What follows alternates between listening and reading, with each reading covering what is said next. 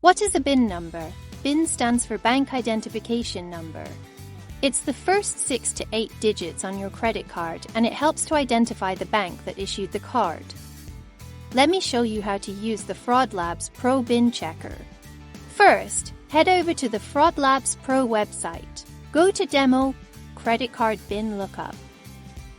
Here, enter the BIN number you want to check. Let's input a sample BIN number and then click on Lookup. This is the detailed information about the card brand, prepaid card, card type, issuing bank, and issuing country. This information can be vital for verifying transactions and ensuring they're legitimate. If the BIN country does not match the country provided in the order detail, the online merchant should flag the transaction for manual review.